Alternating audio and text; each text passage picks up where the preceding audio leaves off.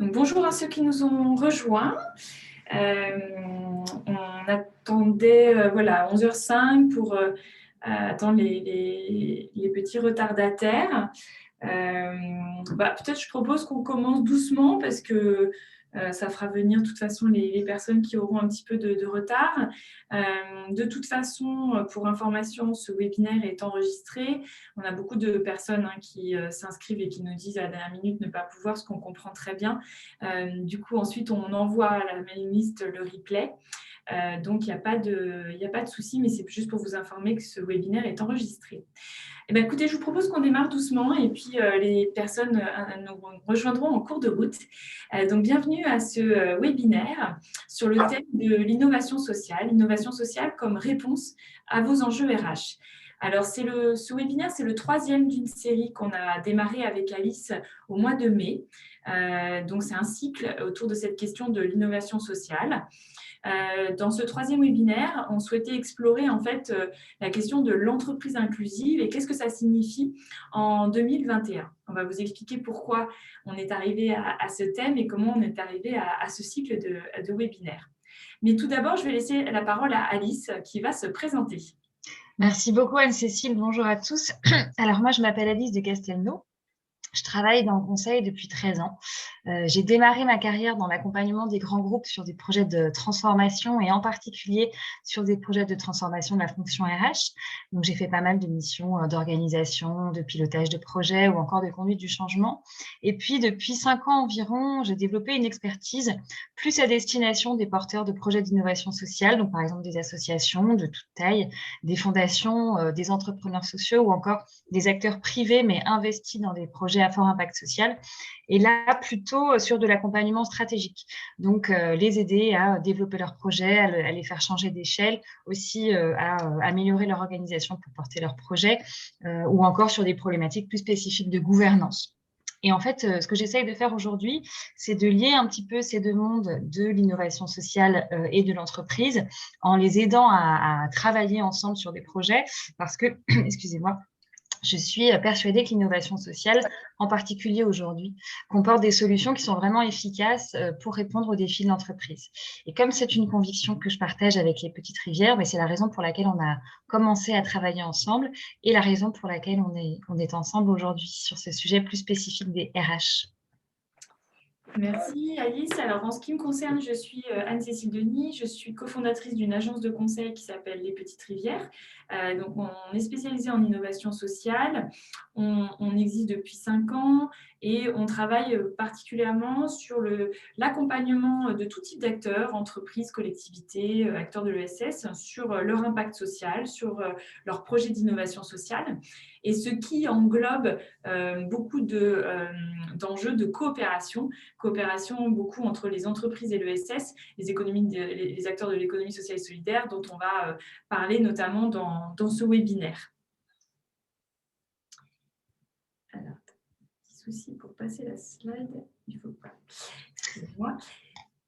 Alors, pour commencer, quelques éléments de contexte et pourquoi est-ce qu'on organise ce webinaire aujourd'hui. Donc, en fait, les Petites Rivières et moi-même, on travaille ensemble depuis 2-3 ans environ et on a été amenés à intervenir ensemble auprès d'un client, donc un grand groupe du secteur des services qui avait une forte problématique de recrutement sur certains métiers en tension au sein de son entreprise et qui souhaitait trouver des solutions et notamment en allant s'inspirer de ce qui était mené localement par certaines de ses filiales qui avaient pris l'initiative de nouer notamment des partenariats dans le secteur de l'ESS. Et en fait, c'est en se penchant sur ces partenariats et en observant qu'ils avaient permis localement de répondre concrètement à cette problématique de recrutement qu'on s'est aperçu, même si on avait déjà évidemment des idées là-dessus, mais qu'on s'est aperçu que l'innovation sociale pouvait vraiment apporter des réponses très concrètes à des enjeux RH, au-delà même du besoin, je dirais, de nouer des partenariats pour faire des partenariats, c'est-à-dire qu'on pouvait trouver au sein de l'ESS et via les leviers d'innovation sociale des moyens de répondre à des problématiques qui, à la base, ne sont pas nécessairement liées à la RSE. Donc, on a voulu approfondir un petit peu la question et on a décidé de commencer par mener une étude auprès de 12 entreprises qui ont accepté de nous recevoir, couvrant différents secteurs. Et l'objectif de cette étude, c'était à la fois de comprendre les liens au sein des entreprises entre RH et RSE, notamment dans l'organisation, la communication et la manière dont les projets RH et RSE s'imbriquent, mais aussi la manière dont les entreprises se saisissent aujourd'hui des outils et des leviers de l'innovation sociale pour répondre à leurs enjeux RH, quand elles le font bien sûr, et enfin évidemment quels étaient leurs besoins en la matière, de manière à nous pouvoir aussi adapter un petit peu l'accompagnement qu'on leur propose. Après ça, on a décidé de proposer du contenu. Donc c'est pour ça qu'on est là aujourd'hui, en s'adaptant aux besoins qui nous ont été remontés. Il y en a eu énormément. Donc on a commencé par, comme le disait Anne-Cécile, organiser déjà un premier webinaire de restitution de l'étude pour les participants, puis un deuxième sur la question de la mobilisation des collaborateurs en temps de crise. Et puis aujourd'hui, on s'intéresse à l'inclusion parce que c'est par là qu'on a démarré à collaborer ensemble. Et puis parce que c'est un sujet, vous allez le voir, qui est assez vaste et assez riche. Et on ne s'exclut pas d'aborder encore d'autres sujets qui lient RH et innovation sociale à la rentrée, mais ça, on nous en parlera un petit peu plus tard. Donc, le programme du webinaire aujourd'hui, c'est simple. Ça va être d'abord de donner quelques éléments un peu de définition et de contexte sur ce qu'on met derrière la notion d'entreprise inclusive. Ensuite, on fera un focus plus spécifique sur l'innovation sociale en vous expliquant déjà nous ce qu'on met derrière cette notion et puis en vous donnant des exemples concrets de solutions qui peuvent être mobilisées pour être plus inclusifs. Et enfin, on aura le plaisir d'avoir le témoignage d'Amélie Rambaud, donc, qui est directrice adjointe de l'innovation sociale chez Suez et qui nous partagera les nombreuses initiatives qui sont menées par le groupe en la matière. Et puis enfin, on vous présentera aussi un petit peu des éléments méthodologiques que nous, on met en pratique chez nos clients sur ces sujets.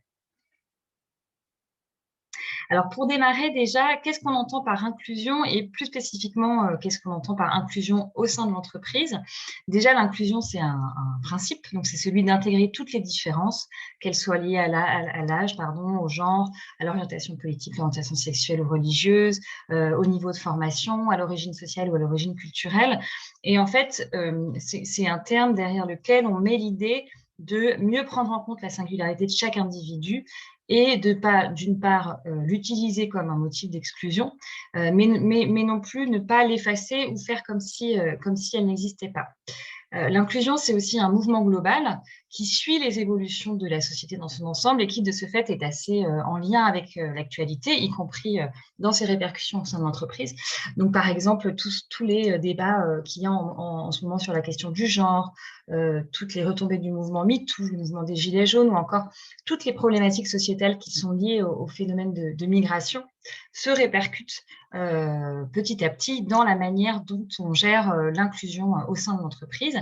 Et selon l'Association française des managers de la diversité, la tendance que l'on observe petit à petit, c'est qu'on va de plus en plus au-delà de la simple lutte contre la discrimination, mais on adopte de plus en plus une approche transverse de l'inclusion qui veut dire qu'on sort un petit peu de la compartimentation, si on peut le dire comme ça, et qu'on propose moins de programmes ou dispositifs à certaines catégories de bénéficiaires, mais qu'on va aller de plus en plus vers des dispositifs d'inclusion plus globaux.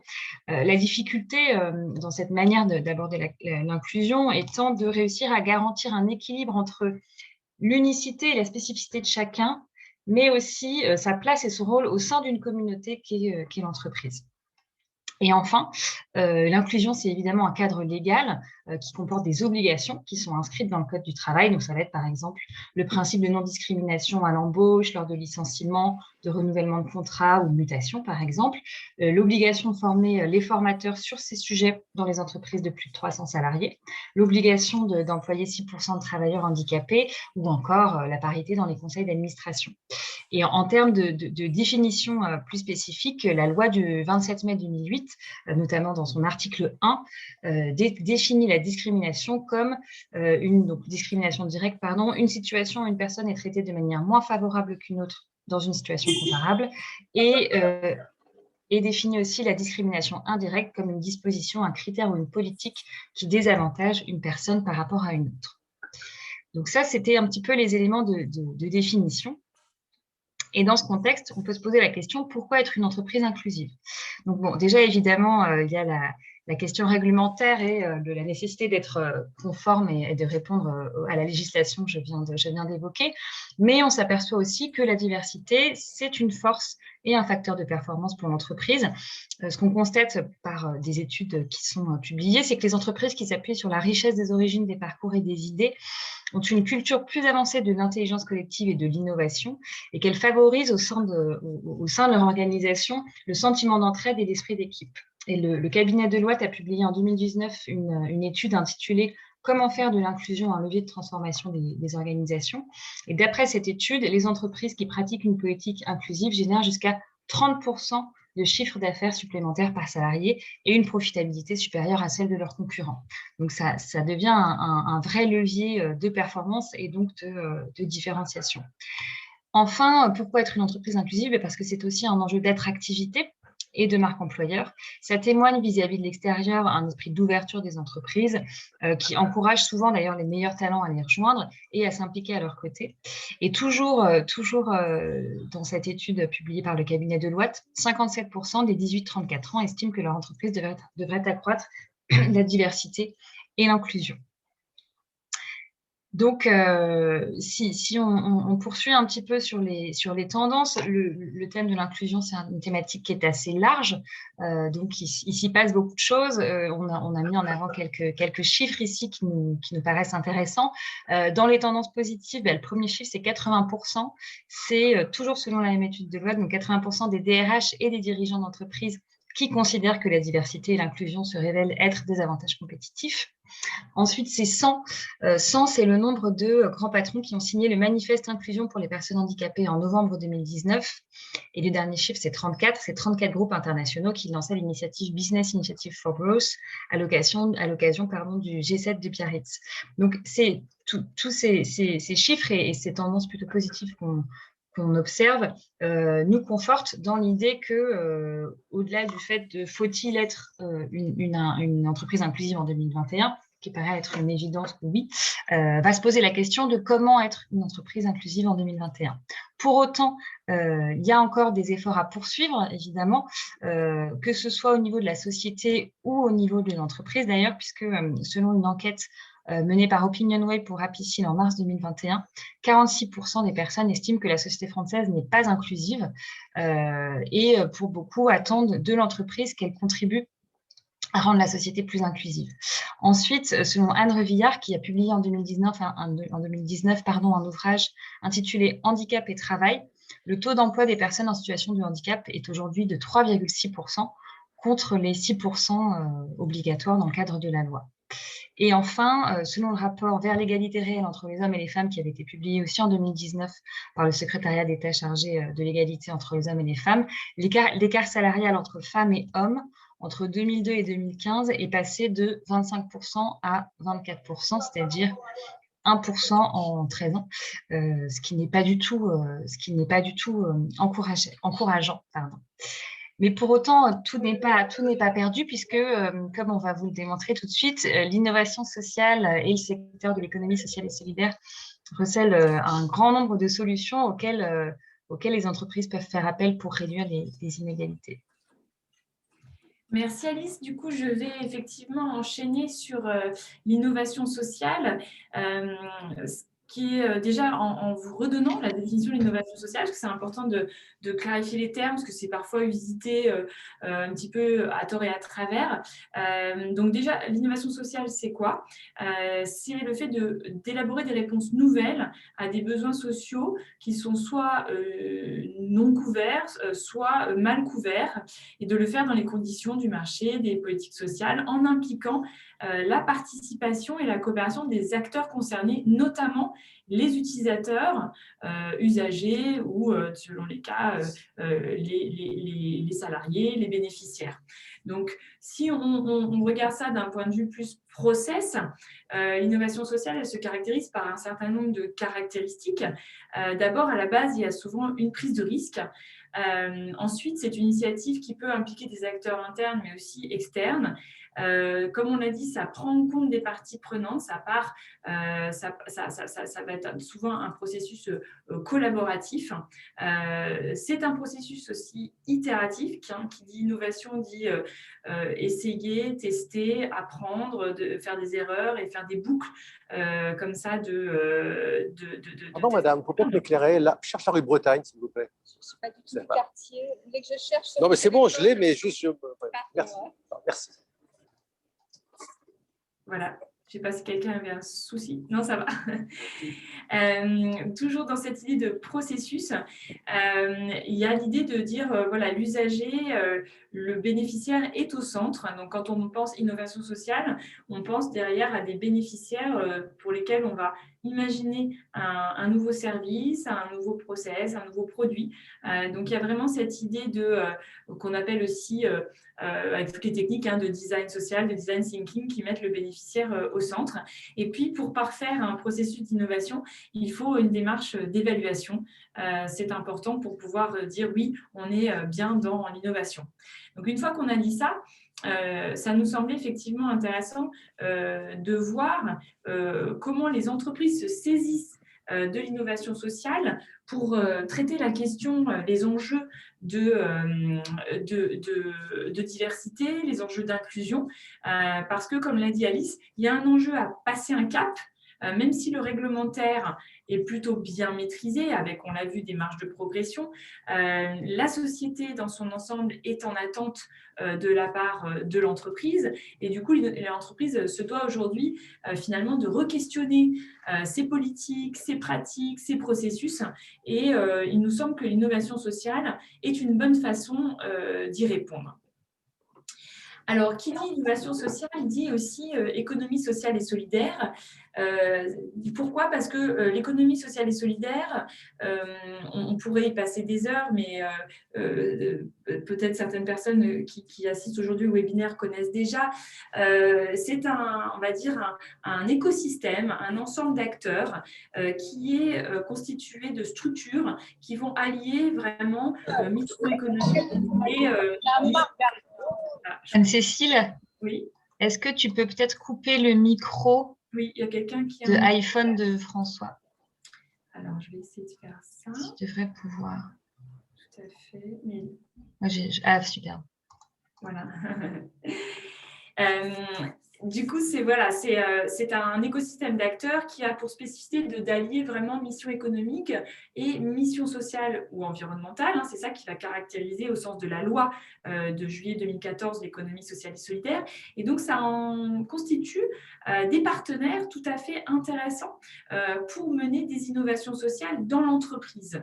En vous appuyant finalement sur ces acteurs, et on va vous donner plein d'exemples par la suite, c'est finalement vous appuyer sur des acteurs qui sont professionnels de plus en plus, parce que c'est un domaine qui se professionnalise. Avant, on avait un petit peu l'image des petites associations qui travaillent avec des bénévoles. Aujourd'hui, on est de plus en plus sur des structures avec des salariés, avec des méthodes qui sont tout à fait proches des entreprises dites classiques et qui vont être expertes dans leur domaine, à savoir le social ou l'environnemental, et qui vont pouvoir du coup être des partenaires intéressants pour réfléchir aux problématiques d'inclusion, de diversité, de social au sens large, d'entrepreneuriat social, etc. Donc, du coup, on trouvait ça intéressant de faire un petit focus sur ces acteurs, et puis on vous donnera des exemples de coopération, à savoir qu'on parle en France de 220 000 structures employeuses. Donc, une fois de plus, on est loin d'un écosystème qui ne reposerait que sur du bénévolat.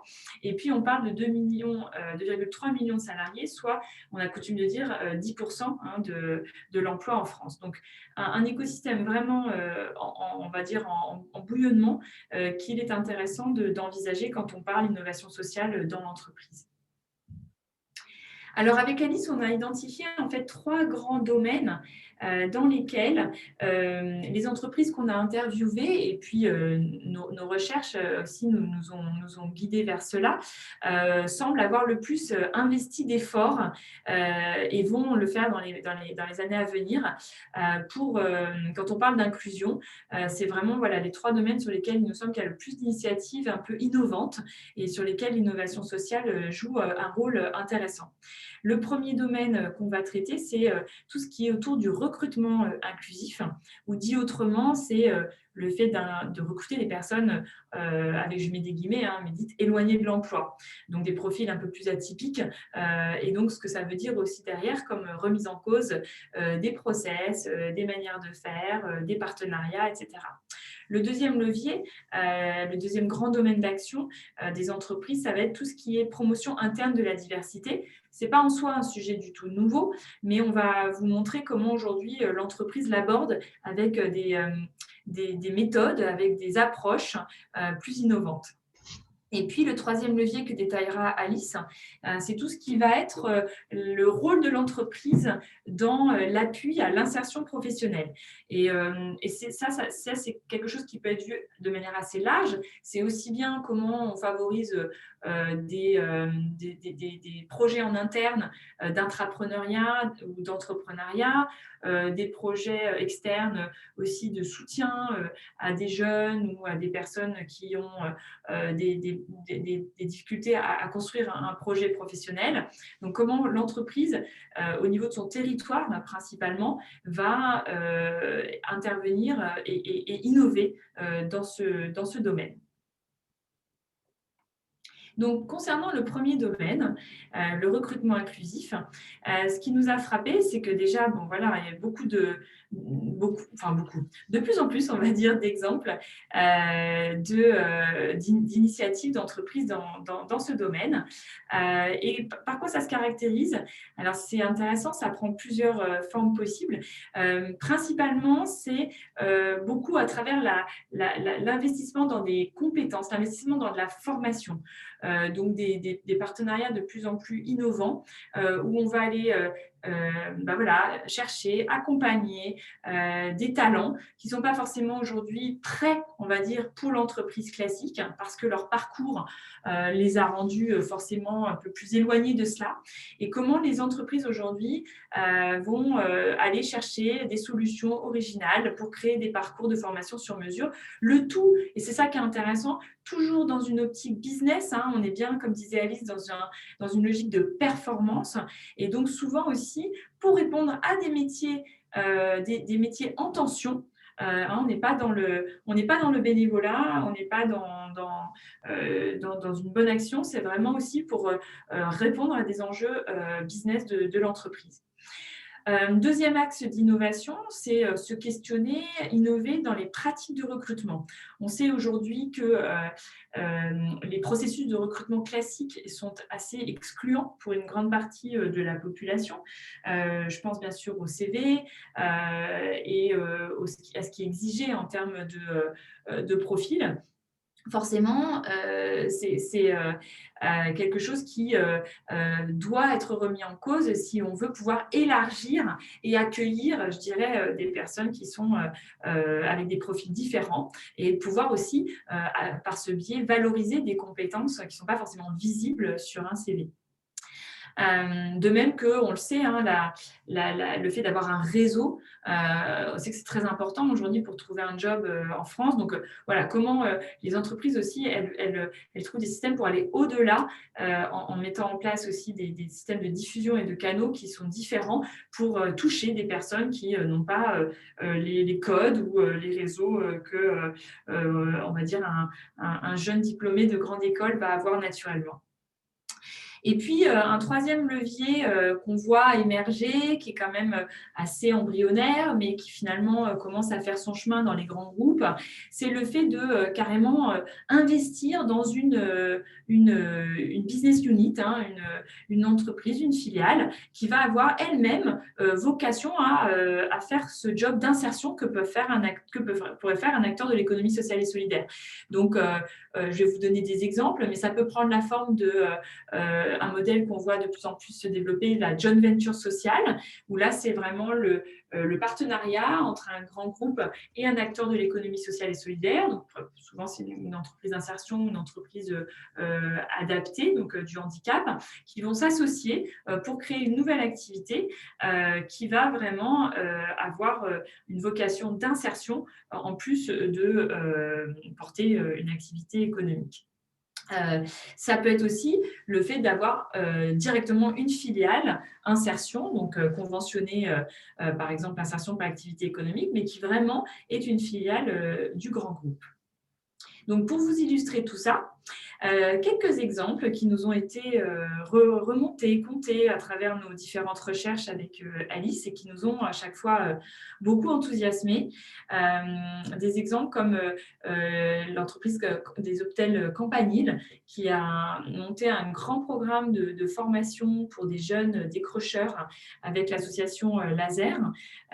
Donc, c'est un partenariat vraiment sur le long terme avec une association Laser qui va travailler tout ce qui va être savoir-être et savoir de base, savoir métier de base, avec l'intervention de professionnels de l'entreprise qui vont venir expliquer le métier. Ça, c'est très important, hein, tout ce qui va être ouverture de l'entreprise, stage en immersion, visite de l'entreprise. C'est vraiment ça qui va permettre aussi à ces personnes éloignées de l'emploi, ces jeunes parfois qui ont une image très déformée de l'entreprise, de se projeter et de retrouver une motivation pour construire un projet. Donc ça, c'est un exemple. Sur le volet joint venture social, on a par exemple Vinci qui s'est rapproché de Ares, qui est on va dire le plus grand groupe d'insertion, je pense, aujourd'hui en France, pour créer une joint venture sociale qui s'appelle Liva et qui intervient sur tout ce qui va être logistique de chantier. Dans le même ordre d'esprit, vous avez Réparseb, qui est un joli jeu de mots entre toujours Ares, comme je vous disais, c'est un grand acteur de l'IAE, qui s'est associé au groupe Seb, qu'on ne présente plus, pour créer une entité sur tout ce qui va être récupération, revalorisation de déchets ménagers, matériel de cuisine, etc. Et puis, vous avez aussi en termes de partenariat l'entreprise Franprix qui a un partenariat très innovant avec Emmaüs Défi et plus globalement avec un groupement d'associations qui s'appelle Convergence qui inclut Emmaüs Défi mais pas que, et qui a pour spécificité de recruter les personnes qui sont chez Emmaüs, donc c'est des personnes qui souvent viennent de la rue, qui ont retrouvé, on va dire, un début d'équilibre grâce à Emmaüs en leur proposant des jobs sur tout ce qui va être des travaux de collecte, ressourcerie, et qui sont recrutés par les magasins Franprix en CDI. Donc ça, c'est quand même assez marquant, assez intéressant à mentionner. Et par ce fait, c'est quelque part Franprix qui prend un peu le risque, les forme. Donc évidemment, il y a une forte sélection sur la motivation. Mais ensuite, c'est vraiment Franprix qui va les former sur le tas. Et aujourd'hui, il faudrait que je retrouve les chiffres, mais ils en sont à la 2e promotion et on est sur une dizaine de création d'emplois, dizaine de recrutements sur des métiers d'ouvriers polyvalents en magasin et un partenariat qui dure depuis 3 ans maintenant. Une entreprise aussi qui nous a fait part de méthodes innovantes, c'est Arkema, qui d'une part a travaillé à la mise en place d'un CQP, donc un certificat de qualification professionnelle pour des profils en situation de handicap. Donc, c'est assez intéressant parce qu'ils sont dans des métiers d'industrie. Ce n'est pas forcément des métiers où la pénibilité est nulle. Donc, il a fallu vraiment adapter la formation et le poste. Et ils se sont rapprochés pour ça des fédérations professionnelles, des OPCO, pour vraiment proposer des formations sur mesure et réussir à créer ce certificat. Ils sont aussi pas mal en avance sur tout ce qui est méthode de recrutement, ce qu'on appelle les méthodes MRS, donc c'est tout ce qui va privilégier les simulations plutôt que le CV. Donc, comment on organise des assessment centers, ça, ils le font en partenariat avec Pôle emploi. Et je trouve que c'est quand même hyper intéressant pour casser, comme on disait, un petit peu les processus classiques. Et puis, un BNP Paribas aussi qui nous parlait d'innovation à travers des techniques de nudge. Donc, comment aussi on fait évoluer les mentalités, parce que tout est aussi une question de faire évoluer nos perceptions, nos biais, et surtout en tant que manager, en tant que recruteur, tout ce qu'on peut se mettre comme barrière parce qu'on a des a priori, ça fait un peu peur, on dit c'est quoi recruter une personne qui va être un réfugié, est-ce que voilà, est-ce que je vais savoir faire, une personne issue de l'insertion, est-ce que j'ai pas des peurs qui sont souvent évidemment pas faciles à exprimer, et du coup BNP Paribas expérimente en ce moment des techniques pour travailler voilà, sur les biais qu'on peut avoir en recrutement. C'est encore très expérimental, mais je pense qu'on va vers ça aussi au niveau de l'innovation dans le recrutement. Alors, quelques partenaires, parce qu'en fait, une fois de plus, à notre point, c'est de dire il y a assez rarement l'innovation sans partenaire, je pense même jamais.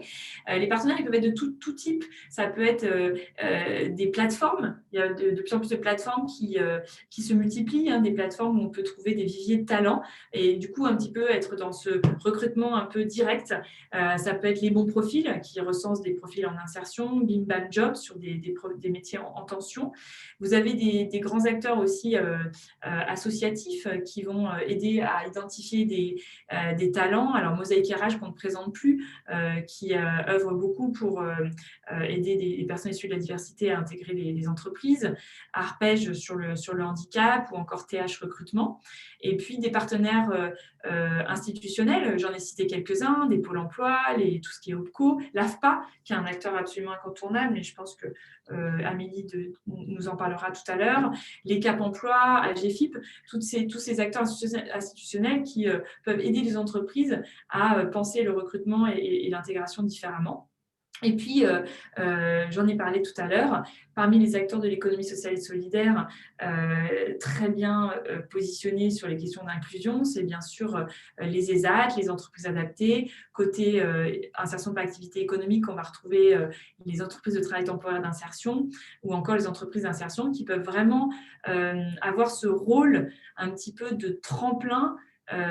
J'aurais pu aussi citer les chantiers d'insertion parce qu'il se trouve que Emmaüs en est un, mais voilà, qui joue un rôle un peu de SAS, de remise à l'emploi et de préparation finalement de profil pour ensuite être intégré à l'entreprise avec, on va dire, un moindre risque d'échec. Alors, deuxième grand domaine, c'est tout ce qui va être promotion interne de la diversité. Comme je disais, ce n'est pas forcément nouveau de promouvoir la diversité. Ça fait longtemps que les entreprises sont, on va dire, équipées pour veiller à ces questions-là.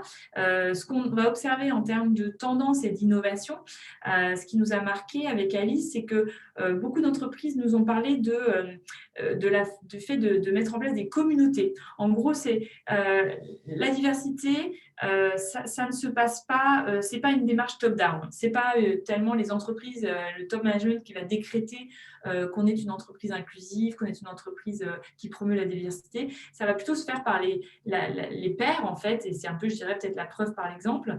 Et donc c'est beaucoup aujourd'hui la tendance, c'est les réseaux, les communautés au sein de l'entreprise. Et comment, du coup, les entreprises, finalement, peuvent être facilitatrices de ça, c'est là où ça devient intéressant. Ça peut être aussi dans les façons de communiquer différemment sur des opportunités. On avait une anecdote comme ça d'une entreprise qui nous disait, voilà, on proposait une formation au codage pour des femmes.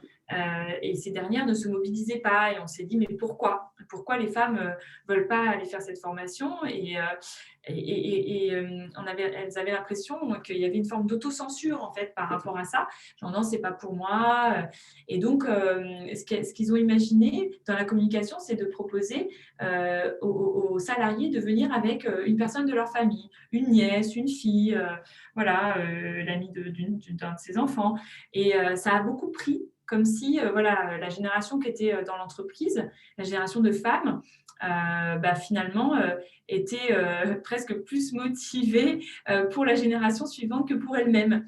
Donc, ça semblait assez astucieux. Après, il y a toujours les chartes, les labels, les manifestes qui sont des bonnes bases, qui sont des bons appuis pour pouvoir aussi s'inspirer et innover. L'enjeu de former et d'incentiver, pardon pour ce franglais, mais c'est un peu parlant, les managers, parce que s'il n'y a pas derrière finalement aussi de motivation à le faire, avec à la clé des évaluations, des critères et pourquoi pas des bonus, et ben, en fait, on a du mal aussi à générer le changement. Et puis, régulièrement se re-questionner, parce que qu'est-ce qu'une discrimination en 2021 ? Ce n'est pas la même chose que dans les années 90.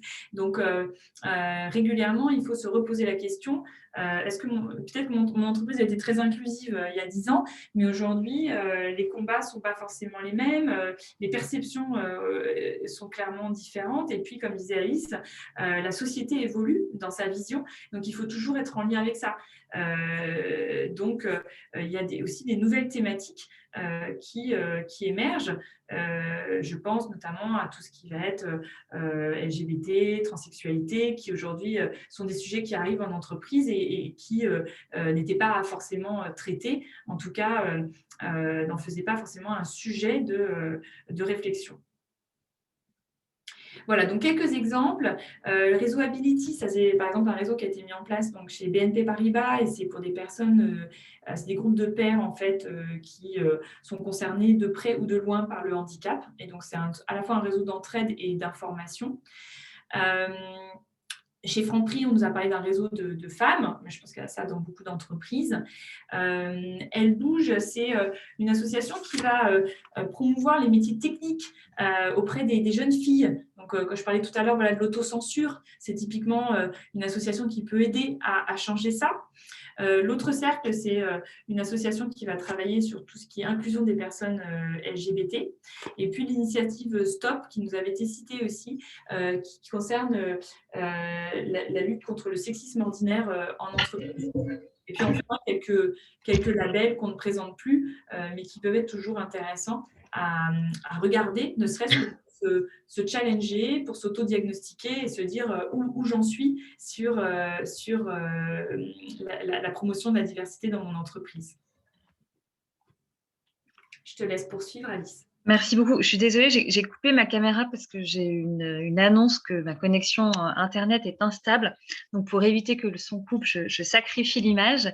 Donc, le troisième levier d'innovation sociale qu'on a identifié pour que les entreprises soient plus inclusives, c'est l'appui à l'insertion professionnelle. Donc là, on sort un petit peu de ce que l'entreprise fait pour elle-même, j'ai envie de dire, et on s'intéresse plutôt à la manière dont l'entreprise peut contribuer à rendre la société plus inclusive, puisque comme on l'a dit et redit, c'est une attente qui est partagée aujourd'hui au sein de la société vis-à-vis des entreprises. Donc, les leviers actionnables dans l'appui à l'insertion professionnelle, le premier, ça va être la mise en place ou l'utilisation d'outils ou de plateformes ou de partenariats qui permettent aux collaborateurs d'aller s'impliquer auprès de personnes éloignées de l'emploi pour faire du mentoring, du coaching ou du mécénat de compétences. Là-dessus, si ça vous intéresse, je vous invite à visionner notre dernier webinaire sur la remobilisation des collaborateurs, parce qu'on a dévoué une partie assez importante à ce levier de mobilisation des collaborateurs pour aller apporter leur soutien à l'extérieur de l'entreprise en citant quelques partenaires et quelques plateformes intéressantes à utiliser. Un autre levier, ça va être aussi de participer à des initiatives nationales qui rassemblent en règle générale un collectif d'entreprises, des acteurs étatiques nationaux ou locaux, des partenaires ESS qui ont des compétences assez précises sur les sujets de l'insertion et qui vont dès lors à la fois faire tout ce qui est, on va dire, communication, plaidoyer plutôt dans le sens pousser des initiatives communes, imaginer aussi des solutions à mettre en œuvre et puis par le biais de relais, notamment locaux, aller déployer ces solutions. C'est aussi pour les entreprises un bon vecteur de communication et de visibilité et qui peut, comme on le disait dans l'introduction, servir notamment à enrichir la marque employeur. Il y a ensuite, parmi les initiatives qu'on nous a remontées et qu'on a trouvées assez intéressantes, c'est le fait de soutenir des tiers-lieux ou des incubateurs, voire de monter des incubateurs avec une vocation d'insertion professionnelle, donc des incubateurs qui s'adresseront plus spécifiquement à des gens qui sont éloignés de l'emploi ou éloignés du monde de l'entrepreneuriat. Et puis, il y a aussi la possibilité de soutenir des projets individuels, comme le disait Anne-Cécile, soit d'intrapreneuriat, soit d'entrepreneuriat, pour permettre à des personnes éloignées de l'emploi de s'en rapprocher, on va dire. Quelques exemples d'acteurs et de dispositifs. Donc, au côté plutôt dispositifs nationaux, on a La France une chance, les entreprises s'engagent. Donc là, c'est une communauté qui réunit à la fois l'État, les entreprises et des acteurs de l'inclusion pour imaginer des solutions plus inclusives et puis pour les déployer sur le territoire via des clubs départementaux. On a aussi Sans chance, sans emploi. Là, c'est un réseau d'entreprises qui propose des parcours sur mesure aux jeunes qui ont entre 18 et 30 ans et qui sont issus des quartiers prioritaires politiques de la ville. Et on a aussi le Pacte, par exemple, donc qui est un dispositif qui lui rassemble des entreprises et des acteurs de la ville et qui va aussi proposer des programmes de formation et de sensibilisation pour les jeunes. Il y a beaucoup d'initiatives, qu'elles soient impulsées par l'État ou qu'elles soient directement issues du monde de l'économie sociale et solidaire qui se tournent vers les jeunes aujourd'hui, entre autres choses parce que c'est une des priorités du gouvernement. Il y a un certain nombre de dispositifs gouvernementaux et étatiques qui soutiennent ces initiatives-là. Et on en a peu parlé dans ce séminaire, dans ce webinaire, pardon, mais c'est vrai que dans les orientations et les choix qui peuvent être pris, il y a aussi l'idée derrière d'aller activer des leviers qui sont mis à disposition par les pouvoirs publics pour faciliter la mise en œuvre de ces solutions, la mise en œuvre de partenariats, par tout un tas de dispositifs, notamment financiers et fiscaux, bien sûr. Dans les incubateurs, donc on nous en a parlé notamment de deux qu'on a trouvé assez intéressants. Le premier qui s'appelle l'Escalator, qui a été créé par Maurice Lévy, et donc qui est un incubateur de projets entrepreneuriaux, donc vraiment qui vise à faire créer des entreprises, mais qui s'adresse spécifiquement aux personnes qui ont moins de réseau, qui ne disposent pas nécessairement du bagage nécessaire, que ce soit en termes de compétences, de formation, ou qui viennent d'environnements qui sont peut-être plus éloignés du monde de l'emploi, mais aussi du monde de l'entrepreneuriat, parce que c'est aussi un monde qui n'est pas nécessairement accessible et pour lequel il faut aussi certaines connaissances, maîtriser un certain langage, avoir une certaine aussi maîtrise de tout ce qui est administratif. Et donc, l'Escalator a vocation à accompagner ces personnes-là à créer leur projet. On a aussi l'Ascenseur qui a été impulsé par une association qui s'appelle Article 1 et Mosaïque RH et qui est soutenue par BNP Paribas et qui là est un incubateur, mais qui est aussi comme une espèce de lieu de vie qui réunit 20 associations qui, elles aussi, proposent un ensemble de services et d'accompagnement pour les jeunes. Toujours pour les jeunes, on a des initiatives comme le projet Propulse, qui a été créé par l'association Apprentis d'Auteuil et qui est en fait un dispositif qui permet à des jeunes éloignés de l'emploi de leur faire de l'apprentissage, de les ouvrir au monde de l'entreprise et puis de les accompagner aussi sur des problématiques annexes à l'emploi, qui sont plutôt des problématiques personnelles et sociales, mais qui sont souvent un frein supplémentaire de l'accès au monde du travail. Et donc, en fait, ce dispositif Propulse propose un parcours d'accompagnement socio-professionnel personnalisé pour chacun de ses bénéficiaires.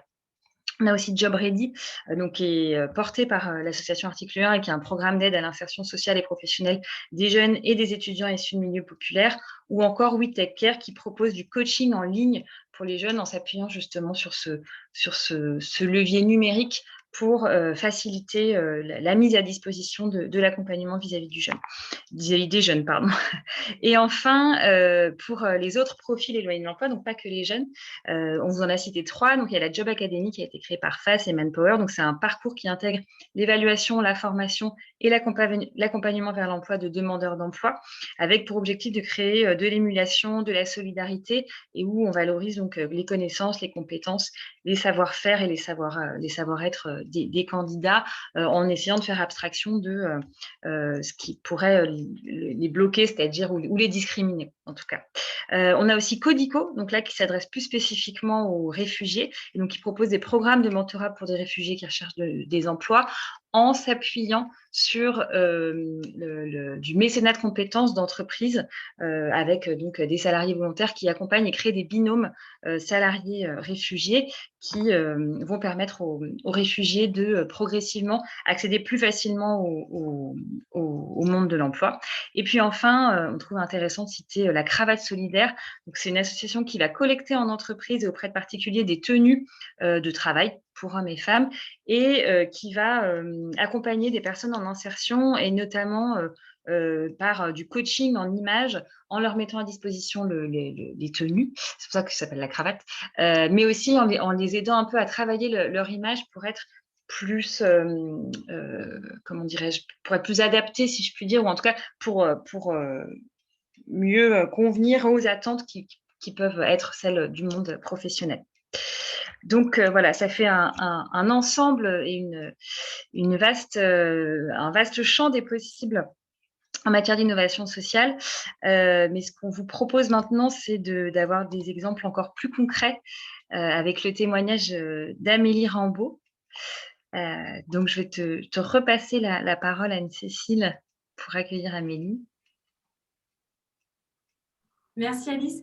Effectivement, beaucoup d'exemples. On est conscient qu'en 1h30, on ne peut pas brosser tout le champ des partenaires, mais c'était pour vous donner déjà plein de petites idées. Et puis surtout, comme disait Alice, on se dit que rien de mieux qu'une entreprise pour parler concrètement de ce qui peut être mis en place. En l'occurrence, c'est un exemple très, très intéressant, Suez, puisque comme Amélie va vous l'expliquer, il y a beaucoup de choses qui se passent au sein de ce groupe. Donc déjà, un grand merci Amélie d'être parmi nous ce matin, surtout qu'on sait que ton temps est limité. On va devoir te libérer à 12h15 max. Donc, un grand merci de ton temps. Et du coup, peut-être pour commencer, peut-être nous donner quelques éléments sur ton rôle au sein du groupe Suez et la définition finalement pour le groupe Suez de ce qu'est l'innovation sociale. Oui, bonjour, merci. Et pas de souci, on va essayer de faire ça dans les délais. C'est un plaisir pour moi d'être avec vous ce matin. Alors, je vais essayer effectivement de témoigner de ce que fait Suez sur la thématique de l'innovation sociale, même si vous avez quand même déjà exprimé pas mal de sujets, pas mal de choses. Alors, le groupe Suez, donc moi, je suis directrice adjointe de l'innovation sociale pour le groupe Suez en France. Le groupe Suez en France, c'est 30 000 collaborateurs environ sur 2 activités, les métiers de l'eau et les métiers du déchet. Et c'est vrai que cette politique d'innovation sociale, elle date il y a, on va dire, une vingtaine d'années maintenant, avec la création de Rebond Insertion, qui est une filiale d'insertion spécifique à Suez, qui a été créée en 2002. Et puis, au fur et à mesure, évidemment, il y a eu des fonctions de RSE, différentes fonctions, et ça c'est intéressant aussi par rapport à l'évolution de l'innovation sociale, parce que jusqu'à il y a 2 ans, chez Suez, on n'appelait pas ça non plus innovation sociale.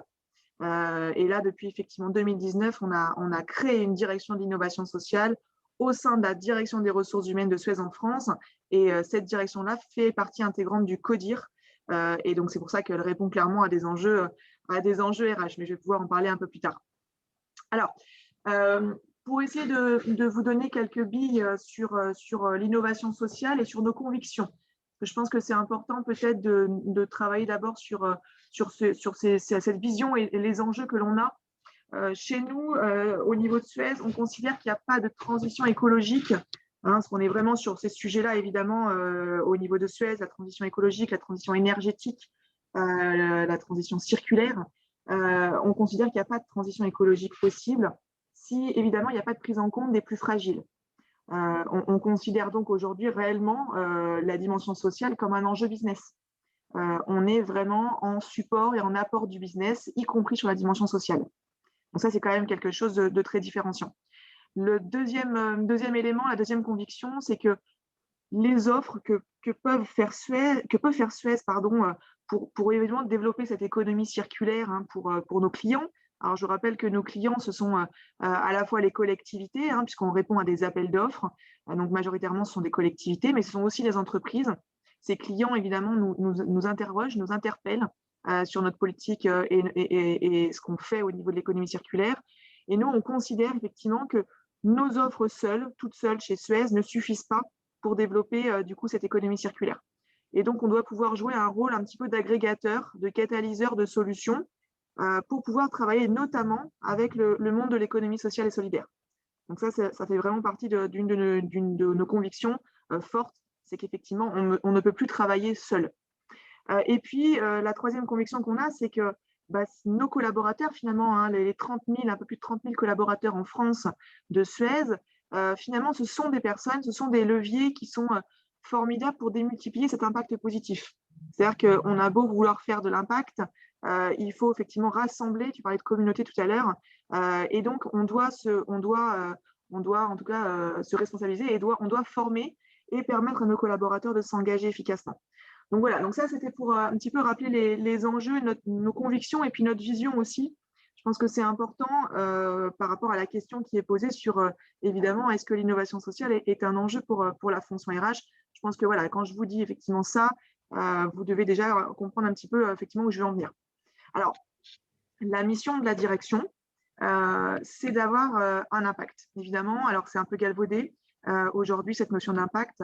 Nous, ce qu'on veut réellement faire, c'est renforcer l'impact social de Suez, c'est-à-dire qu'on ne dit pas qu'on veut faire de l'impact tout seul, on veut renforcer cet impact de Suez et surtout, on veut être en capacité de proposer des solutions, donc encore une fois, d'économie circulaire, donc qui sont en lien avec nos métiers dans l'environnement, mais qui soient les plus inclusives et les plus basse carbone. Donc ça, c'est vraiment important. Et pour ça, au niveau de la direction, on a défini du coup deux gros leviers, deux grosses façons de fonctionner. La première, c'est qu'il faut qu'on fasse évoluer les pratiques de Suez pour pouvoir donner du coup à nos managers, à nos clients, à nos collaborateurs du grain à moudre des choses pour que du coup on puisse faire évoluer nos pratiques et qu'on puisse arriver effectivement à cette proposition d'économie circulaire inclusive et bas carbone.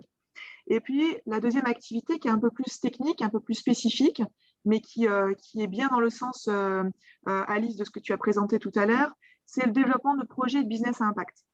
Ça fait partie de nos projets depuis longtemps maintenant. J'ai parlé de rebond tout à l'heure, je vais pouvoir en reparler si ça vous intéresse. Je pense que c'est vraiment important. Alors, la direction de l'innovation sociale, du coup, au niveau de Suez, c'est des expertises qui sont très complémentaires, avec une organisation un peu particulière. Je pense qu'il n'existe pas, en tout cas pour en avoir parlé avec beaucoup d'autres entreprises amies, beaucoup d'autres collègues et effectivement également avec Anne-Cécile et Alice, on est sur une organisation très particulière puisque en fait on dispose d'une équipe support qui est une équipe transverse finalement. Moi, en l'occurrence, par exemple, je gère des pôles, le pôle recrutement inclusif et le pôle engagement solidaire. J'ai des collègues qui gèrent un pôle entrepreneuriat, un autre qui gère un pôle appel d'offres et un autre qui gère un pôle partenariat ESS. Donc ça, c'est une équipe, on va dire, support transverse pour le périmètre France. Et puis, on va aussi avoir ce qu'on appelle des hubs d'inclusion, qu'on a nommé il y a quelques années maintenant des maisons pour rebondir, qui, sur des territoires clés, alors je pense par exemple au territoire Île-de-France, à la métropole de Lyon, je pense aussi à la métropole bordelaise, à partir de l'année prochaine, ça sera sur Toulouse, qui vont développer en fait ces hubs d'inclusion, vont développer en fait les actions, les axes, les leviers de la direction de l'innovation sociale sur les territoires où Suez agit concrètement pour l'économie circulaire. Donc en gros, on a une vision très décentralisée parce qu'on pense vraiment que c'est à l'échelle locale que finalement va jouer cette performance business et cet impact local. Donc voilà, donc ça ce sont des hubs pour l'inclusion. Donc aujourd'hui on en a plusieurs, donc comme je vous le disais, on en a 2 en Île-de-France, un plutôt sud Île-de-France, un plutôt ouest Île-de-France. On en a une sur la région lyonnaise qui œuvre pour le périmètre ARA, Auvergne-Rhône-Alpes, une autre qui œuvre pour la périmètre Nouvelle-Aquitaine. Et on est en train de développer donc plusieurs maisons pour rebondir sur les territoires. On débute Toulouse au mois de septembre et puis certainement Marseille et Montpellier en janvier. Voilà, donc ça fait partie on va dire de la suite de l'innovation sociale pour nous. C'est vraiment de développer territoire par territoire ces hubs impact. Et puis, oui. Je peux me permettre de te couper. Je pense que ce serait très intéressant que tu nous parles d'un exemple concret comme pour illustrer un petit peu ce qu'on disait tout à l'heure sur l'innovation dans le recrutement. Parce que pour moi, ça m'avait vraiment frappé ce que Suez était capable de faire et de mettre en œuvre pour répondre en plus à des enjeux business, de mobilisation de partenaires pour arriver à recruter, et on parle plus de volume, de nombre de personnes conséquents. Est-ce que tu pourrais nous raconter, alors soit Hope, soit peut-être le projet en cours, les projets en cours que vous avez sur des recrutements sur des métiers Exactement. Je finalise juste effectivement l'organisation et je vous parle effectivement d'exemples très précis et effectivement qui vont vous permettre de mieux comprendre effectivement ce qu'on fait à la direction de l'innovation sociale. Okay. Pas de problème, j'ai bien noté. Donc voilà, cette petite organisation, c'était juste pour vous dire effectivement que on n'est pas des fonctions transverses, on n'est pas en top-down. C'est-à-dire qu'on n'est pas un siège et puis on descend les informations. C'est pas le fonctionnement. C'est vraiment des supports transverses, des hubs d'inclusion sur les territoires et puis des opérateurs d'insertion ou des partenaires clés. Donc, j'y viens effectivement à ta question, Alice. Donc, des opérateurs d'insertion, on a aujourd'hui une filiale qui s'appelle Rebond Insertion, qui est une entreprise d'insertion et une entreprise de travail temporaire d'insertion qui existe depuis donc 2002, que l'on a créée dans l'optique de l'intégrer dans nos métiers, dans nos centres de tri. Donc, d'intégrer des collaborateurs, des personnes éloignées de l'emploi sur nos centres. Aujourd'hui, c'est, pour vous donner une petite idée, c'est 550 personnes, en gros, chaque année, en tout cas, c'était les chiffres 2020, qui sont intégrées dans les métiers de Suez en sous-traitance, donc en EI ou en ETTI, pour le compte de nos métiers. Donc, ce sont souvent des métiers effectivement en tension ou des métiers qui sont un petit peu délicats ou difficiles, comme les centres de tri, par exemple. Voilà, donc là, je viens effectivement à des axes et je vous explique effectivement comment concrètement ça fonctionne. Alors, sur la notion de pratique plus inclusive et comment on promeut des pratiques plus inclusives, effectivement, il y a le pôle recrutement inclusif et projet emblématique RH. Alors, qu'est-ce qu'on fait à l'intérieur de ce projet? En gros, concrètement, on va aider les entreprises de Suez, nos filiales, à recruter des personnes en difficulté d'insertion et notamment, particulièrement sur des métiers en tension. Encore une fois, l'objectif, c'est vraiment d'être sur des problématiques business. On n'est pas un bonus dans l'entreprise, on n'est pas la diversité et l'inclusion. Il y a un service chez nous qui est diversité et inclusion, mais ce n'est pas ce qu'on fait nous aujourd'hui. L'objectif, c'est vraiment de recruter des personnes en difficulté d'insertion et d'aider le business à s'acculturer du coup à ces pratiques-là, mais aussi de les accompagner et de les aider dans leurs problématiques. Donc là, je vais prendre un exemple qui est tout bête parce que je vais cet après-midi justement à Stein, c'est pour ça qu'il ne faut pas que je sois très en retard. Nous avons travaillé avec Umando depuis 6 mois maintenant sur une problématique qui est que nous avons des grosses difficultés pour recruter des personnes en maintenance. Voilà. On a des difficultés sur les sujets, les métiers de la maintenance. Alors, agent de maintenance, technicien de maintenance, évidemment, électricien, automaticien, mécanicien, électrotech, électroméca. Ce sont des postes où on a vraiment des difficultés à recruter sur l'ensemble de nos métiers. Et effectivement, depuis 1 an et demi, un de nos RH nous dit « Je cherche à pourvoir 17 postes en alternance et je n'y arrive pas. » Je n'y arrive pas parce qu'il n'y a pas assez d'écoles, parce que personne ne connaît vraiment le métier, parce que chez Suez, on voit la dimension déchets, mais on ne voit pas forcément la dimension maintenance derrière ce que ça peut apporter. On est une entreprise industrielle, mais aussi une entreprise de service, donc toujours un petit peu délicat pour les personnes de savoir ce qu'on fait réellement. Et donc, on a décidé de monter un projet un petit peu emblématique où on a été effectivement sélectionné avec l'OFI, avec les associations partenaires et avec donc, le groupe Umando des personnes réfugiées qui avaient une appétence pour la maintenance ou pour tout simplement même la mécanique, qui avaient déjà travaillé sur la mécanique poids lourd dans leur pays d'origine ou quand ils sont arrivés en France sur des petites missions. Nous avons rencontré 20 personnes du coup début juin. Les candidats ont été rencontrés. On fait une immersion sur nos sites de maintenance pour leur présenter aussi comment ça allait être demain. C'est-à-dire que l'objectif, c'est pas de leur dire il y a des postes à pourvoir et en gros, même si vous n'aimez pas forcément le métier de mécanicien poids lourd, vous allez apprendre. Non, l'idée, c'est de leur montrer où on est, qu'est-ce qu'on fait, quelles sont les possibilités après d'intégration chez Suez, comment se passe l'intégration, comment va être la formation et puis comment ça va se passer demain. Nous avons recruté du coup à l'issue de ces entretiens 10 candidats. 10 candidats qui ont commencé le 14 juin, donc ça fait une vingtaine de jours maintenant, et qui travaillent justement avec la Fondation FAS, avec l'association TOT, avec Umando et avec beaucoup d'autres associations partenaires justement pour travailler avant de rentrer chez Suez le 30 août, leurs fondamentaux en langue, des exercices de savoir-être, de savoir-faire aussi, pour pouvoir être plus à l'aise dans l'intégration et dans l'immersion chez Suez à partir du 30 août. Et donc, ces 10 personnes vont rejoindre 10 sites en France, dans le Nord, dans l'Est et puis aussi en Île-de-France. Donc voilà, typiquement, c'est un exemple de recrutement inclusif comme un autre. Il y en a beaucoup d'autres. On fait ça avec le CFM BTP à Trappes sur des postes de canalisateurs. On fait ça aussi sur la métropole de Lyon avec des structures de l'économie circulaire. Voilà, on fait beaucoup d'éléments, beaucoup d'actions et de projets comme cela, mais toujours avec cet objectif business derrière. C'est un petit peu pour ceux qui ne connaissent pas. Umando, peut-être juste dire ce qu'ils font, parce que c'est vrai que peut-être nous on connaît parce qu'on est en ESS, mais je me dis tout le monde ne connaît pas. Umando, c'est une USIAE, une structure d'insertion par l'activité économique. C'est une structure, alors pour si d'autres connaissent, c'est ARES. Tu en parlais tout à l'heure, Alice.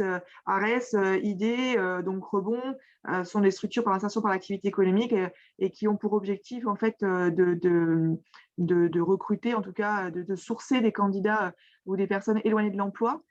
Et puis effectivement de les intégrer ensuite dans une entreprise de façon à lever les freins, à lever leurs freins, qu'ils soient sociaux ou, d'ailleurs, ils peuvent être professionnels ou autres. Ça peut être des problématiques sociales, de surendettement, par exemple, ou même de logement, ou simplement même de garde. Ça peut être parce qu'ils sont au RSA, parce qu'ils sont jeunes décrocheurs, etc. Et l'objectif, c'est effectivement de les remettre dans l'emploi par le biais, notamment en entreprise d'insertion, de ce qu'on appelle des CDDI, des contrats de 24 mois maximum, qui leur permet effectivement d'être accompagnés socialement et professionnellement par des chargés d'accompagnement qui les aident à lever leurs freins pendant qu'ils travaillent en entreprise. Je ne sais pas si c'est très clair. Merci pour les précisions. Ça permet, je me dis que tout le monde peut-être ne connaît pas. Je sais qu'on a parlé de ça aussi à Amélie en préparation de ce webinaire. Le groupe Suez illustre parfaitement aussi ce qu'on a mis dans le volet un peu appui au projet professionnel. Vous êtes impliqué dans plusieurs projets de soutien à l'entrepreneuriat. Est-ce que intrapreneuriat et entrepreneuriat, j'imagine. Est-ce que tu peux nous en dire un mot sur ces programmes-là également? Oui, tout à fait. Alors, le sujet de l'entrepreneuriat, il est un peu particulier parce que quand on est une entreprise privée, on a du mal en fait à se dire mais pourquoi une entreprise privée fait de l'entrepreneuriat? Enfin, c'est vrai, un peu étonnant. Même les collaborateurs chez nous, des fois, nous disent mais j'ai pas compris du coup pourquoi on fait ça, à quoi ça sert? En fait, c'est assez simple et c'est même basique pour nous. Aujourd'hui, maintenant qu'on le fait depuis des années, l'objectif, c'est d'accompagner les entrepreneurs à faire émerger des solutions d'économie circulaire qui soient évidemment porteuses d'emplois sur les territoires. C'est-à-dire que Suez aujourd'hui est en capacité de faire de l'emploi direct. Ça, c'est, on va dire, assez simple. C'est le sujet du recrutement inclusif, par exemple. On va aller recruter des conducteurs d'engins, des conducteurs poids lourds, des fonctions support, etc. Mais la demande du territoire aussi, c'est comment le groupe Suez, quand il est implanté à Montgeron, quand il est implanté à Montreuil, qu'est-ce qu'il donne, qu'est-ce qu'il apporte de plus finalement au territoire que de l'emploi direct? Alors, on pourrait dire, oui, mais quand il emploie 50, 60, 70 personnes à Montreuil, évidemment que derrière, ça crée beaucoup d'autres choses pour le territoire. Mais comment est-ce qu'on a de l'impact en plus, différemment? Et donc, on a commencé à travailler là-dessus sur la région bordelaise en 2012, suite à une demande du coup de nos clients qui nous disaient alors comment vous faites de l'impact finalement sur notre territoire en dehors de l'emploi direct? Et donc, on s'est dit, effectivement, on pourrait travailler avec des demandeurs d'emploi de façon un petit peu différente et donc des gens qui auraient envie de créer leur entreprise. On pourrait peut-être les accompagner dans la création de leur entreprise. Et puis ces personnes-là, finalement, c'est assez simple. Ces personnes-là, elles vont créer leur entreprise et elles vont potentiellement créer aussi de l'emploi. C'est-à-dire qu'elles vont s'implanter sur le territoire, mais elles vont aussi créer de l'emploi. Donc, c'est pour ça qu'effectivement, on a monté au fur et à mesure, avec nos clients, évidemment, sur les territoires, des incubateurs à impact qui du coup, ont pris beaucoup d'essor, puisque nous, au fur et à mesure, on s'est aussi professionnalisé. On a aujourd'hui chez Suez des responsables entrepreneuriat, ce qui est assez étonnant pour une entreprise comme la nôtre, qui s'occupent à 100% de leur temps de demandeurs d'emploi et du coup, les amener effectivement sur la création d'entreprise. Et donc, la nouveauté, on va dire, ce qu'on apporte de différent, parce qu'il y a beaucoup alors, il y a le secteur de l'ESS fait beaucoup aussi d'entrepreneuriat. Je pense au groupe SES, par exemple. Je pense aux déterminés qui font des choses topissimes sur les territoires également. Nous, notre subtilité, on va dire notre différence, c'est qu'on a les experts des sujets économie circulaire. C'est-à-dire que c'est notre métier. Le recyclage et la valorisation des déchets, la protection de la ressource. Donc, tous ces sujets d'économie circulaire, on les maîtrise parce que c'est notre quotidien, c'est nos métiers. Et donc, ce qu'on leur apporte de différent, c'est nous, on est en mesure de vous apporter des conseils, des expertises, des collaborateurs qui vont eux-mêmes travailler en mécénat de compétences pour le compte de l'entrepreneuriat, qui vont venir pitcher auprès des entrepreneurs comment on fait en gros de l'économie circulaire sur un territoire et comment ça marche et comment eux doivent finalement s'impliquer et en tout cas intégrer ces éléments-là dans leur future entreprise pour des créations d'emplois futurs. Donc ça, c'est vraiment hyper intéressant parce que il y a évidemment la création d'entreprise tout de suite maintenant, parce qu'on forme un peu plus de 120 demandeurs d'emploi à la création d'entreprise chaque année. Donc, c'est 120 personnes qui créent derrière, plus ou moins. Je crois qu'on doit être à 110 personnes sur les 120 qui créent finalement un sirène, enfin voilà, qui en tout cas font quelque chose derrière et créent leur entreprise. Mais en plus de ça, derrière, c'est que nous, ça nous permet aussi de sensibiliser déjà évidemment ces entrepreneurs et puis surtout en fait d'avoir des futurs clients et potentiellement d'avoir des futurs fournisseurs. Donc c'est ça qui est intéressant aussi, c'est qu'on va aussi se servir des actions que les entrepreneurs vont créer et essayer de travailler aussi avec eux demain s'ils ont des solutions d'économie circulaire qui sont importantes et pertinentes pour Suez. Est-ce que tu aurais, Amélie, c'est vraiment intéressant de voir la puissance un peu du grand groupe qui arrive à être une locomotive de l'entrepreneuriat. Est-ce que tu aurais un ou deux exemples d'incuber sur des solutions intéressantes à nous raconter? Oui, on peut toujours trouver plein d'exemples. Je ne suis pas la spécialiste de l'entrepreneuriat parce que j'ai ma collègue qui fait ça super bien et qui pourrait vous donner les 120 témoignages des personnes qui ont fait ça cette année. Non, mais par contre, je peux peut-être vous en donner un auquel je pense, que je trouve qui est intéressante parce qu'elle fait le lien avec le business dont je vous parle systématiquement. C'est par exemple Elixir. Alors, quand on a commencé, effectivement, c'était sur Bordeaux, c'est ce que je vous disais.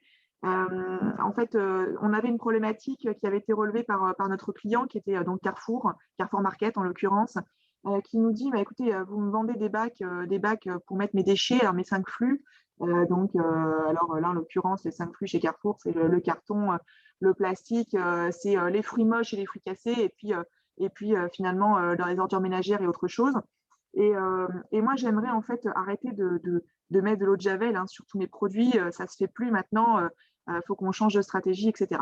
Et donc, ils nous ont dit, qu'est-ce que vous pouvez nous proposer de différent? Et donc, on a dit, écoutez, on va réfléchir.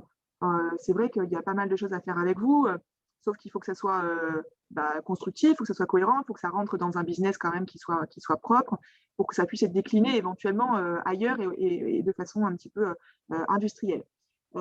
Et donc, on a commencé à travailler avec un entrepreneur social qui nous dit, écoutez, moi, je peux venir avec mon vélo, récupérer les fruits moches et les fruits cassés et puis les revendre d'une façon différente un peu sur les marchés.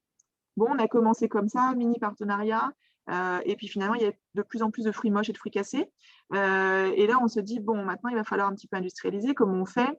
Donc, notre entrepreneur nous dit, moi, il faut que je prenne 2 personnes, puis 3 personnes, puis 4 personnes, puis 5 personnes.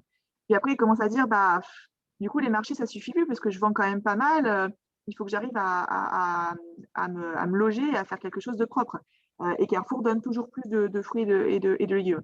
Et puis, en gros, je vous le fais simple, je vous passe toute l'histoire, mais au bout de 2 ans, c'est 15 personnes qui sont recrutées, 15 personnes systématiquement qui sont en situation de handicap ou en situation en tout cas, éloignées de l'emploi, donc avec des problématiques diverses et variées.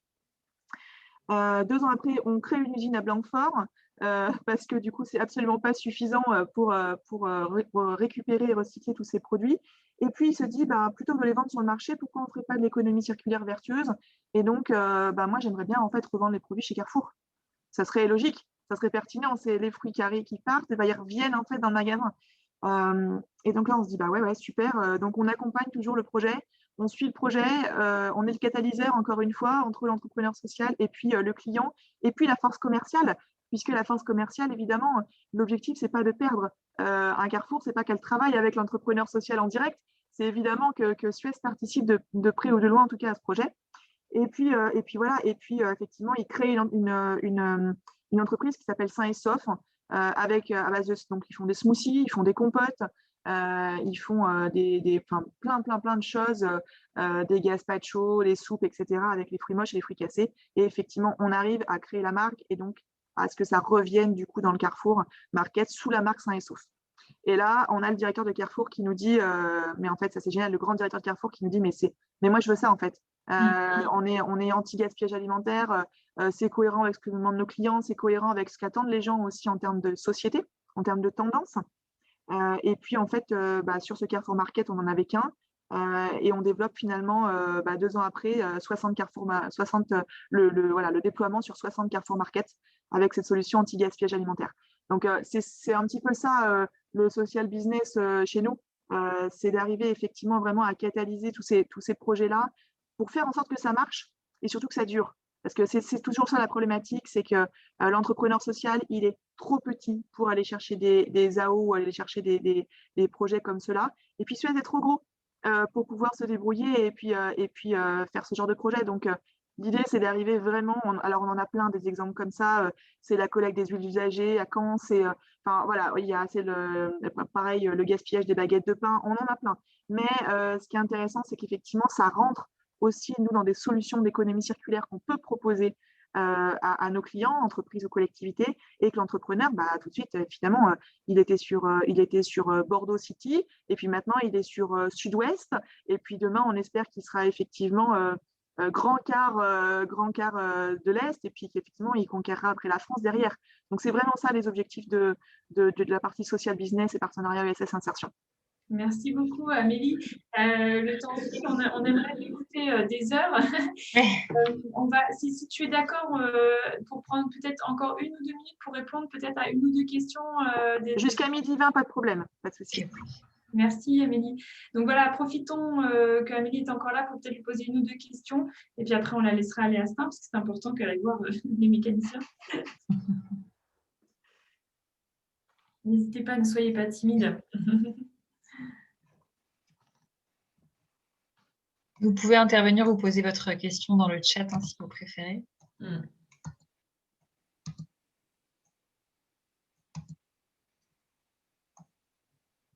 Si je peux juste compléter, effectivement, je repense à l'entrepreneuriat tout à l'heure, c'est ce qu'on souhaite faire demain, c'est justement par rapport à ce monde de l'ESS aussi, c'est d'arriver à coporter aussi ces projets-là. Quand je vous disais tout à l'heure que Suez, l'objectif, c'était pas qu'on fasse tout seul. On est aussi en train de se poser la question sur tous nos leviers, en fait, tous nos axes à utiliser effectivement les associations, les fondations, toutes les structures que l'on connaît. Alors, tout à l'heure, vous avez cité les apprentis d'hôtel, la cravate solidaire, ce sont des associations qui sont soutenues par Suez. Évidemment, tous les clubs FAS, sans chance, sans emploi, qu'on déploie sur le territoire Île-de-France avec Schneider et qu'on déploie aussi sur le territoire Nouvelle-Aquitaine, à Bordeaux. Font partie évidemment de nos partenaires clés, Codico aussi, sur l'engagement et le mécénat de compétences. On a 5 collaborateurs actuellement qui sont impliqués là, sur une mission de 6 mois avec Codico, justement d'intégration et d'immersion des réfugiés vers l'emploi. Donc voilà, tout ça finalement en fait, nous amène toujours au même objectif, c'est vraiment d'aller vraiment chercher de l'impact social partout où on se trouve et avec le maximum de personnes, internes et externes. Peut-être Amélie, s'il n'y a pas de questions, je me fais un peu le porte-parole du groupe, mais peut-être juste pour finir, est-ce que tu pourrais nous dire, c'est très dur de faire ça en résumé, mais s'il y avait 2-3 conseils pour une entreprise qui est beaucoup, beaucoup, beaucoup moins avancée que Suez, comme c'est le cas, je pense, de toutes les entreprises présentes, est-ce que tu pourrais donner 2-3 conseils, par quoi commencer, c'est quoi les 2-3 vraiment recos à avoir en tête pour se lancer dans ce type de partenariat, ce type d'initiative? Ouais, c'est un petit peu costaud comme question, Cécile, parce que je sais même pas, je saurais même pas par où commencer en fait, tellement le sujet il est vaste. Moi, je pense que, enfin, il y a plusieurs éléments. Bah, déjà, il faut croire en son sujet, ça c'est évident. Quand on cherche à le vendre, en tout cas en interne. Finalement, le plus difficile, c'est ça. Je pense que c'est l'interne, c'est d'aller chercher tous ces collaborateurs qui vont pouvoir démultiplier cet impact. Il faut leur expliquer pourquoi on le fait, pourquoi Suez s'engage autant aussi dans ces sujets, parce qu'on pourrait se limiter au minimum, mais c'est pas ce qu'on fait. Donc, je dirais que ça commence par l'interne. Alors, ça commence potentiellement par les membres du CODIR, hein, par nos patrons, certainement à sensibiliser, à leur expliquer pourquoi c'est un enjeu business, avant tout d'être un enjeu RH ou un enjeu autre. Donc, je pense qu'il faut commencer par là, et puis après, effectivement, il faut l'appliquer effectivement aussi aux collaborateurs, parce qu'il ne faut pas que ça soit un sujet qui descende, enfin, il ne faut pas que ça soit qu'un sujet descendant. Donc, il faut que ça vienne dans tous les sens. Et c'est pour ça que du coup, c'est hyper challengeant, mais c'est aussi hyper difficile, parce que justement, il faut que on voit aujourd'hui que ces sujets ils viennent de l'externe beaucoup, parce que c'est des tendances de fond, parce que l'État aussi met pas mal d'actions et pas mal de moyens aussi sur les sujets d'insertion. Mais tu parlais tout à l'heure aussi du pacte, de la France Une Chance, évidemment, que c'est des sujets sur lesquels nous, on est fortement, le collectif des entreprises inclusives. Voilà, tous ces sujets-là, évidemment, concurrent à ce qu'on fasse effectivement plus aussi. Mais c'est vrai qu'avant tout, je pense que le gros sujet, c'est vraiment de conquérir l'interne pour qu'après, ça soit plus facile derrière à mettre en œuvre. Voilà. Et puis après, évidemment, hein, rencontrer, apprendre aussi des associations, des structures, parce que encore une fois, Suez tout seul, c'est rien en fait, hein, sur l'innovation sociale. On fait notre métier, mais après, je veux dire, on le fait bien le métier, mais l'innovation sociale, c'est tout ce qu'il y a autour avec nous qui le font. Donc, il ne faut pas être tout seul, c'est ça surtout qui est important. Merci beaucoup. Merci beaucoup. On te laisse partir, on te libère. Merci. On va bien évidemment relayer un certain nombre d'informations que tu as données ce matin et les contacts et les ressources pour en savoir plus. Mais déjà, ça nous permettait d'avoir une belle ouverture sur ce qu'on peut faire à l'échelle d'un groupe comme Suez. Donc, un grand, grand merci et puis bonne visite à Stein et à bientôt. Merci, à bientôt. Bonne journée, au revoir. Écoute, Alice, je vais te donner le mot quasiment de la fin parce qu'on voulait. Oui, est-ce qu'à tout hasard, s'il y avait des questions qui n'étaient pas spécifiquement pour Amélie Rambaud, est-ce qu'il y aurait des questions qui seraient pour nous avant qu'on conclue? Ou des commentaires. Des commentaires, oui, ou des partages. Des partages aussi, peut-être de rebondir parce que je pense qu'il y a des personnes aussi ici qui font des choses, qui ont peut-être aussi des témoignages à partager. Non, bon, tout le monde a faim. Ben, c'est pas grave, surtout de toute façon, à l'issue du webinaire, on vous enverra le replay et puis quelques éléments d'information complémentaires. Donc, n'hésitez pas non plus à nous solliciter pour toute question, besoin ou complément. Assez rapidement, on voulait vous expliquer un petit peu nous ce qu'on fait, puisqu'on travaille ensemble avec les Petites Rivières sur ces sujets d'innovation sociale et de RH. Et en fait, on intervient sur 3 volets qui sont soit séquentiels, soit qui peuvent être dissociés les uns des autres. Le premier, ça va être d'accompagner les entreprises donc à diagnostiquer un petit peu pour comprendre quels sont les enjeux auxquelles elles sont confrontées, sur le volet RH notamment, et aussi quels sont les leviers qui sont activables déjà au sein même de leur organisation. Parce que comme le disait Amélie Rambaud à l'instant, il y a un gros enjeu quand même interne d'adhésion et de mobilisation et qui peut être levé quand on va chercher des leviers qui sont peut-être déjà existants au sein de l'entreprise. Donc nous, pour ça, on va être en capacité avec des outils qu'on a développés ensemble, donc d'identifier ces enjeux, de les cartographier ou de les préciser. Ce qu'on va aussi essayer de faire, c'est de comprendre l'organisation de l'entreprise. Et ça aussi, je reviens un peu sur ce que disait Amélie Rambaud. L'organisation de Suez, par exemple, elle est très spécifique, mais on s'aperçoit qu'elle est assez efficace. Et donc, c'est important aussi d'être en capacité de comprendre un petit peu comment sont à la fois gérer les problématiques RH, comment sont gérées les problématiques plus RSE. Est-ce qu'il y a de la communication? Est-ce que les enjeux RSE ou les initiatives d'innovation sociale, si elles existent, sont représentées d'une manière ou d'une autre au sein de la direction? Parce que nous, ça va nous donner un petit peu des éclairages sur la capacité derrière à mettre en œuvre un projet d'innovation sociale et à le démultiplier. On peut aussi faire évidemment des benchmarks. Donc ça, c'est une chose qu'on a déjà faite et qu'on a fait aussi dans le cadre de l'étude pour aller un peu regarder comment font les autres entreprises. On a la capacité, et notamment via nos expériences et nos références respectives, à cartographier l'écosystème ESS en fonction des enjeux qui ont été identifiés, puis à formuler des recommandations. On peut aussi, une fois qu'on a fait cette phase de diagnostic, on peut aussi concevoir, c'est-à-dire qu'on peut aider les entreprises à construire des dispositifs, à construire par exemple un projet pilote en identifiant sur tel enjeu, on veut répondre de telle manière, on veut appel à tel partenaire sur tel territoire et pour telle population, en les aidant aussi à identifier quels sont les acteurs clés à mobiliser en interne et quels sont les partenaires un peu stratégiques à aller trouver, que ce soit côté innovation sociale, mais aussi, si c'est nécessaire, côté plutôt institutionnel. On aide et on accompagne à la mise en œuvre des partenariats, et puis on va aider à mettre en œuvre, enfin définir plutôt les modalités de mise en œuvre du projet, donc les moyens à allouer, la gouvernance, les ressources humaines, et puis évidemment les outils de pilotage et de mesure d'impact, parce que c'est important dans l'innovation sociale. Et puis enfin, ce qu'on fait, c'est aussi de l'acculturation, c'est-à-dire soit quand on est dans le cadre d'un projet qu'on a aidé à concevoir, mais on va aider un peu à sensibiliser, à communiquer autour de ce projet, et puis aussi à donner des éléments un peu plus précis de connaissances pour faciliter l'assimilation. Et puis, on peut aussi, de manière totalement ponctuelle aussi, aider des entreprises qui ont besoin de formation sur ces sujets voilà, plus appuyés. Et le cas échéant, on peut les accompagner uniquement sur de la formation ou de la sensibilisation.